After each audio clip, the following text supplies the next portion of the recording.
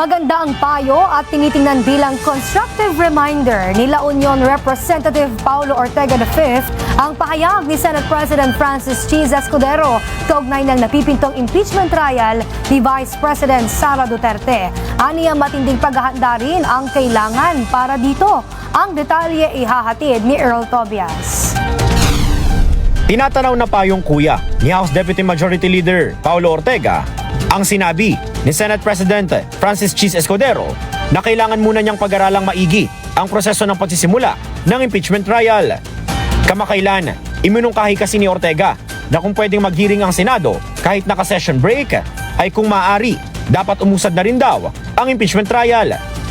Pero paglilinaw ng kongresista, nirerespeto niya ang posisyon ni Escudero pagdating sa impeachment. Ang pagboboses naman po ng opinion is maganda para na buhay po yung topic ng impeachment sa ating lahat. So, wala naman po akong problema doon. Sabi ko nga po, payong kuya po yan. Kasi sabi ko nga, isa po sila sa mga iniidolo natin na mga public servants. Matagal na rin po sila na nandyan. At nag-a-agree po ako. Kailangan po talagang pag-aralan maigi. Samantala, tuloy-tuloy naman ang paghahanda ng House Impeachment Prosecution Panel sa napipintong paglilitis sa bise.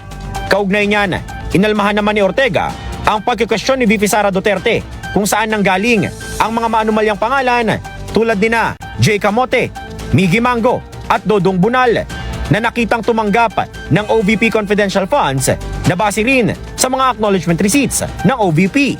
Up until this point,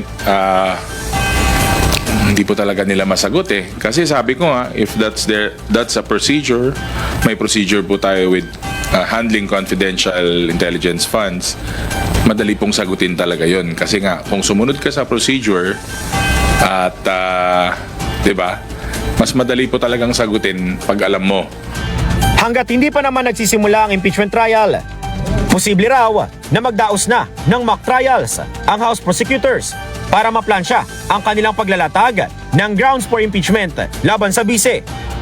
Habang kinumpirma na rin ni House Secretary General Reginald Velasco na mayroong private lawyers na voluntaryong sumali sa impeachment prosecution team.